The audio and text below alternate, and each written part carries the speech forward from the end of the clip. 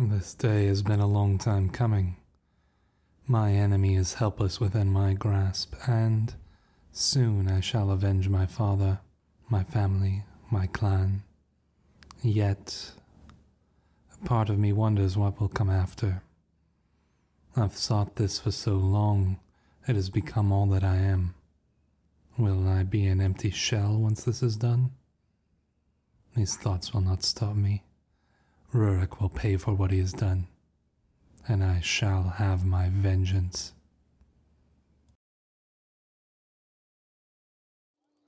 Hello Wanderers, welcome back to our Crusader Kings 3 roleplay series following Clan Stjarna.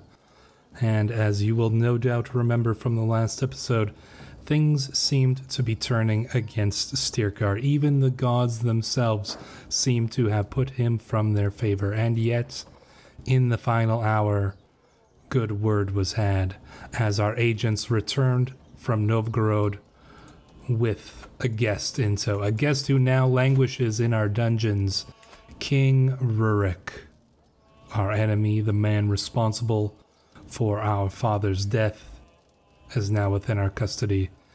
And we have to decide what to do with him. And as many pointed out, the Blood Eagle, a well-known form of ritual execution among the Norse, would be more than a fitting punishment for an enemy such as Rurik. Unfortunately, we do not have the option to do so. However, we do have another fitting option, and that is to hold a grand bloat. As you can see, it requires a sacrifice, and what better sacrifice than a king who turned his back on the Norse gods and in favor of the gods of the southern people. I see no better sacrifice. And so that is what we have done. We have called the Great Bloat already, and we are gathering the people from our lands, the Norse, to come and watch in our victory over our enemy. It's been a long time coming. Styrkar was just a boy, barely the age of his own son Styrbjorn, when Rurik ended his father and drove his family here to these lands. And now he finally gets his revenge. So we will make the preparations for the bloat. And as you can see, here is another element of our revenge. You are always there for me, and I hope you know that I am grateful. My ward Vasilko approaches me in a rare display of honesty. Indeed, Vasilko, our surrogate son in many ways, weaned alongside our own son, Styrbjorn, and raised as if he was our own. Now this, I think, is truly the ultimate revenge against Rurik.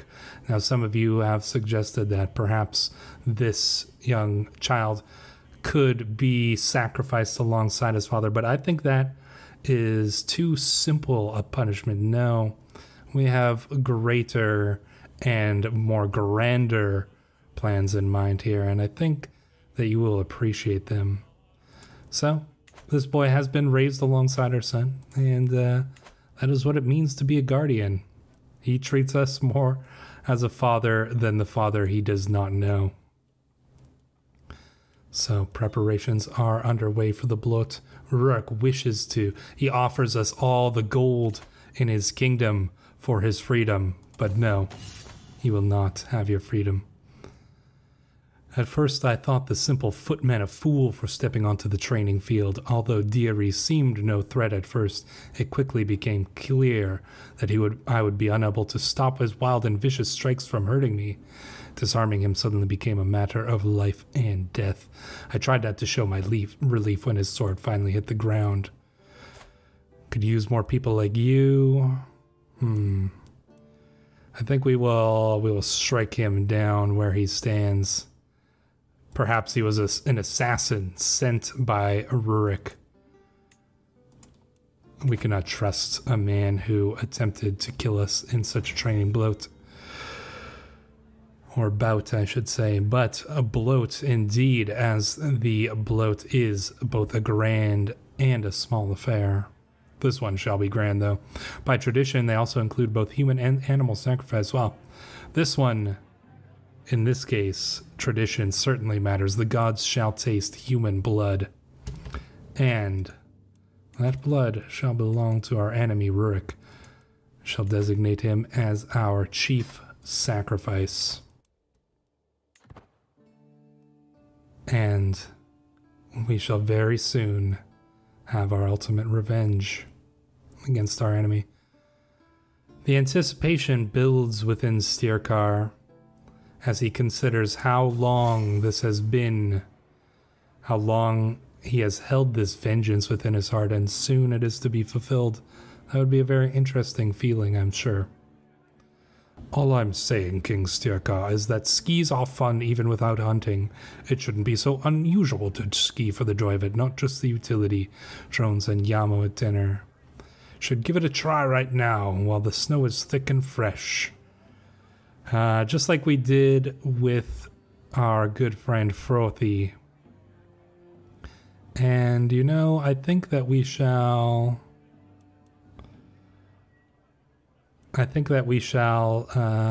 accept this. And Yamo is a person that we wish to learn a little bit more from. So, yes, we shall accept. Of course, we won. He's an old man, and we are in the prime of our life.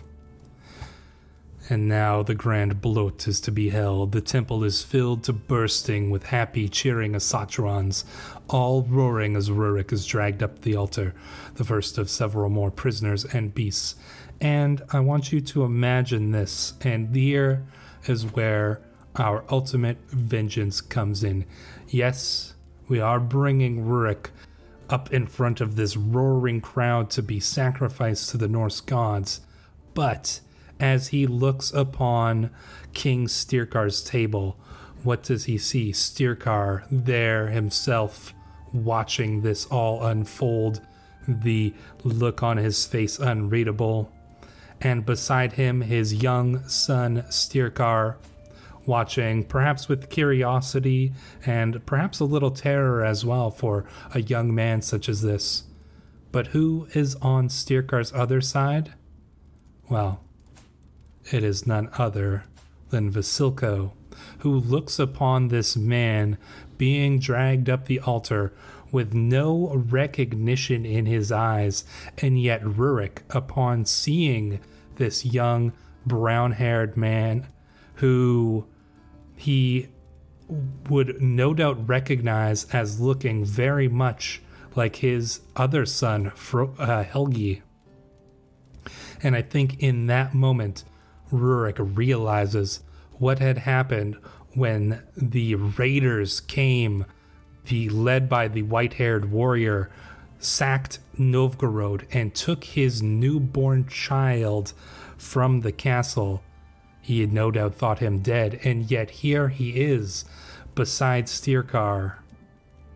And the realization for Rurik that this boy is his son, and he watches on as his father is dragged up to be the sacrifice. That is the ultimate revenge. That is what true vengeance is for someone who is patient and ambitious and vengeful like Styrkar is. It is not simply about killing your enemies, but of the poetic element of this, the nature of being more than just ending your enemy. It is about something much more. And I think we accomplished that here. Rurik thrashes ferociously as the Gothar throttle his life away, the light in his eyes lasting till the first animal is slaughtered. And thus ends Rurik, the final thought in his head of just how long Styrkar had been planning this. A long time. A very long time. And thus it is done, truly a spectacle worthy of the gods. And so, Rurik is dead. It was a long time coming, but we have had our vengeance, and good vengeance it was. Not fully complete because King Helgi now rules Novgorod, and will no doubt want vengeance for his father's death, but he will have to come and take it. We will let him try.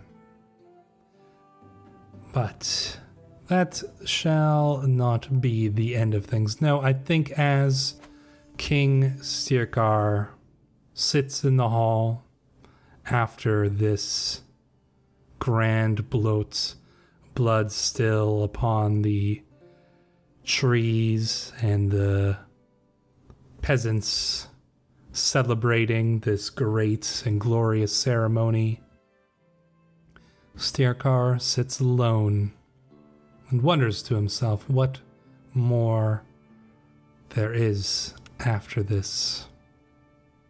His ultimate vengeance was had, but his life is not over and he must continue on. And continue on we shall. Now, even with Rurik dead, that is not the end of our troubles, no. We do still have to deal with Chieftain Grettir, who broke away from the clan not so long ago and presents a threat to our authority still. Will he come back over now that we have killed our enemy, proving ourselves to be the true leader of Clan Stjarna? No, he will not. So we will need to consider other options. We do have a martial perk here, and I believe that we shall be choosing Serve the Crown to increase our natural dread. We've got a pretty high natural dread, plus 30, and currently we are a very dreadful figure. Everyone lives in fear of Styrkar now, no doubt. Which is understandable. We have really been rid of all of our enemies. Well, so far. We still have a few more. We do have an empty council position. We shall be putting Ragnar in charge of that. I thought we had Arnfast in charge of that. Did Arnfast die? I may have missed that.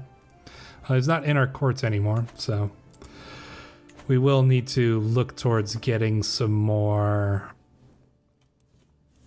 warriors to serve us, some more champions, but we can't really afford anything like that at the moment, and we don't have any people in our courts to bring over, so we will have to look for that in the future. We are in debt and yes, few champions. So first things first, we will have to look towards dealing with Grettir here. We will need to bring our money back into line. We could release our anger upon Grettir, and you know what? I think that this may be a good time. We can duel with Grettir once again, and maybe we can prove ourselves to be the greater warrior this time around. I took Styrbjorn out playing with a bow, and to my surprise he ran into a wounded doe. He had not hesitated in the slightest to bring it down. Greatness awaits you, Styrbjorn. Indeed it does. Should we duel with Grettir once more? I mean, this time, even though Grettir is quite a bit older, it's a little bit more of an even fight. I think that before we decide to go to war and bring our forces to bear, why don't we try to settle this like a man? Grettir, I give you this one final chance. And will he surrender? Should he lose, will he surrender? That is a good question. For a brief few moments, Grettir and I pace lazy half circles, each watching for an opening. I heft my axe, ready to defend myself, while he clutches his fine spear firmly to hand. This may only be to first blood, but that doesn't ease my nerves, and we'll see if it really does end up being to first blood. We shall be attempting to maximize our chances of winning here. I leap into action, launching a quick fury of slashes, driving myself hard against his guard, wearing him down. Grettir pulls back my every blow, letting me attack without getting another solid hit in. What options do we have here? Strike, parry, riposte. I leap into action once again, striking against him. He continues to defend himself with his spear. I'll show you how I heft an axe. Better men than you have died trying to break my guard. Strike, parry, riposte, expert onslaught. Throw out a rapid flurry of rapid strikes and counters. Let's try it once more. I leap into action again, striking as hard as I can. Can we defeat him this time? Confident attack. What is our best chance? I'll show you how I heft an axe. Confidence is half of any fight, and I throw out fluidly quick slashes with all the confidence of a seasoned expert. Grettir does his best to ward me off, but he's entirely on the defensive, and his guard is only getting weaker and sloppier with each blow. When the opportunity presents itself, I knock his spear flying with one powerful cleave, and just like that, the bout is decided. I get my yield before I've even entered my backswing. I am victorious.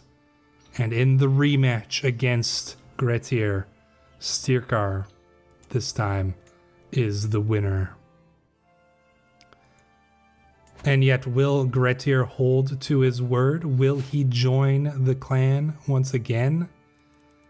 He balks even now, and if he does not come to pay homage to his king soon, then we will need to come to him. So, let us give Grettir a chance, but that chance shall not last that much longer here.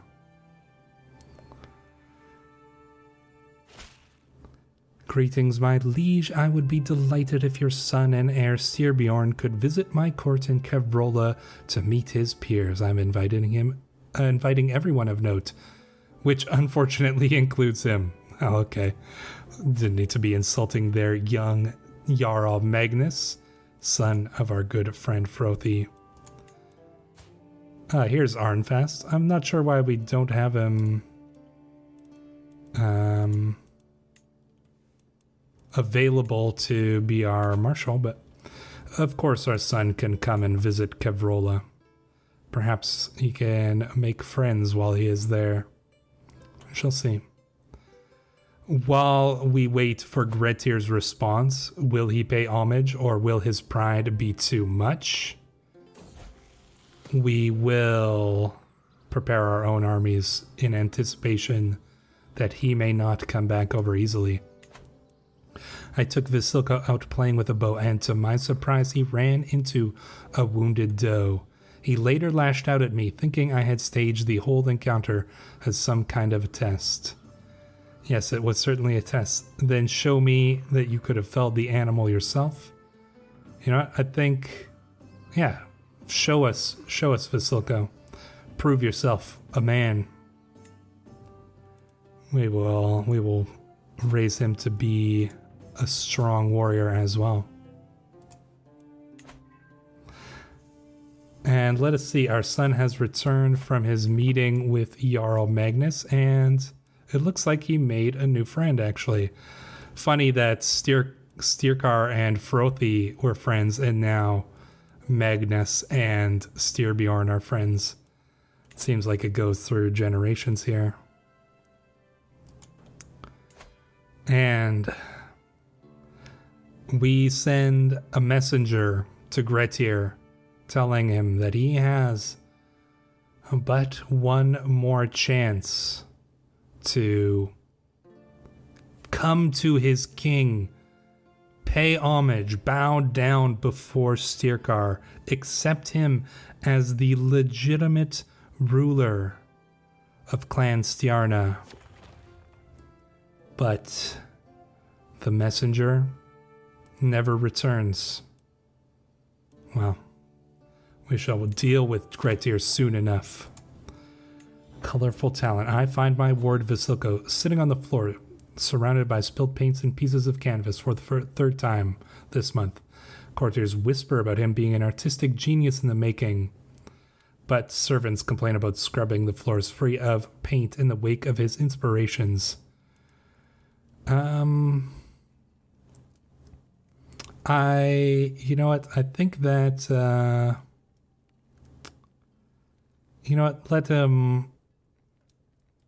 Let him do as he will here.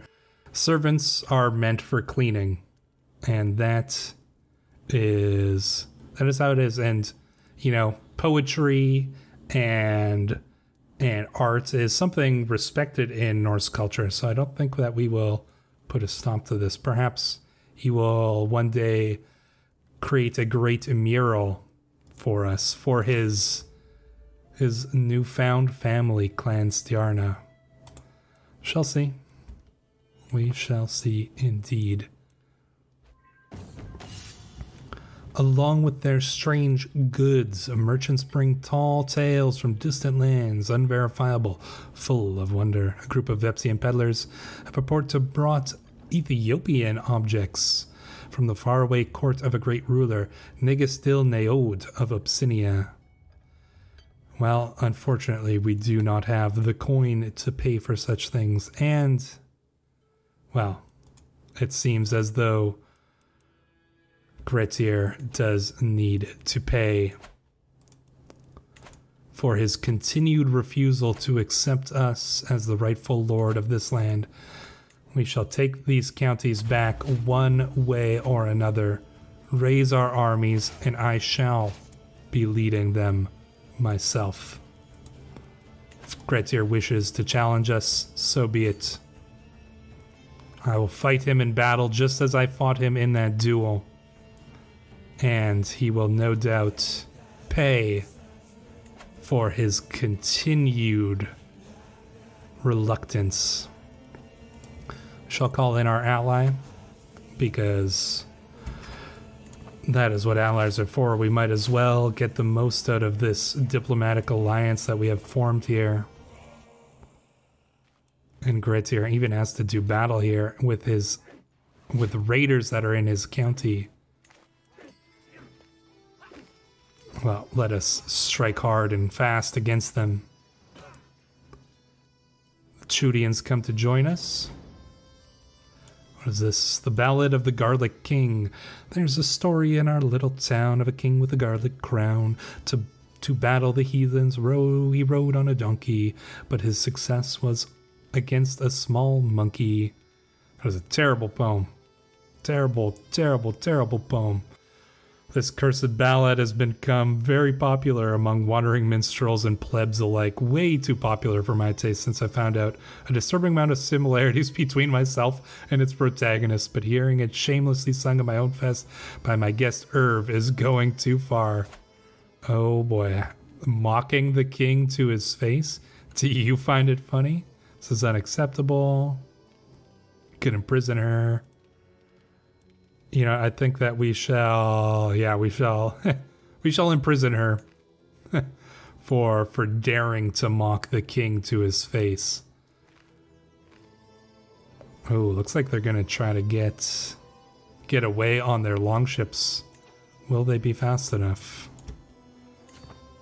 All right, we will let them move here into Povinets. We will do battle here in that county itself if we can reach them in time. Looks like we may be able to cut them off here.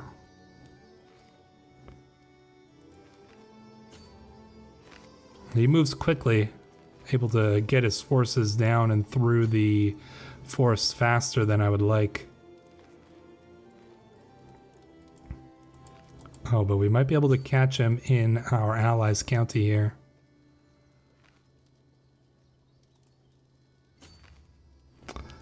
Not a big fan of having to micromanage them like this, but it looks like finally we may be able to get them here. Alright, so as you can see, we have finally managed to catch Gretir's army here in Onega. We do have our allies just about to join in, but even without them, Styrkar was winning this battle. The Chudians will come just in time to see our glorious victory over Gretir. And thus, we have proven ourselves once again that Gretir may call himself a great warrior, but he is not greater than Styrkar. Styrkar is the true ruler of this land. We do have an available legacy, and I had thought about this for a little while, and I think that blood makes the most sense, as the blood of Styrkar is something special indeed. So it looks like we will catch Gretir's forces once again here, and hopefully we will be able to capture the man himself in this battle and end things quickly before it continues to spiral out of control. We need to end this. But Gretir is not one to give up easily. No, as you can see, he refuses to surrender. Well, let us siege down his capital and take it for ourselves. Okay. The Jarl of Yilland has joined the war. Gretir has somehow formed an alliance with Jarl Boxich of, I definitely pronounced that one wrong, of Yilland. That is concerning. He's got a lot of troops. He's in some wars though. Okay, well, we really need to end this soon here. Oh, nice. Queen Faina is pregnant again. Hopefully we can capture him here. No, we couldn't. All right, let's siege down his land. We really got to take this before the forces of Yilland come. My son and heir Styrbjorn has been impressed with one of the household champions for a very long time. After finally meeting him in person, he has been repeating the warrior's words to himself. Greatness comes in time. Be there to grasp it when it does. Indeed, teaching our son and heir patience seems like a wise thing to do. Alright, where did Gretir's forces go? I took Vasilka out playing with a bow, and to my surprise he ran into a wounded doe. He later lashed out at me, thinking I had staged the whole encounter as some kind of test. Yes, it was a test. Well done, Vasilka. We will always be testing you, Vasilka. Alright, where is Gretir's force? You know, let's see if we can siege down his last county here. And our wife has given birth to a perfect little son. Eirikr. That seems like a good name for the child.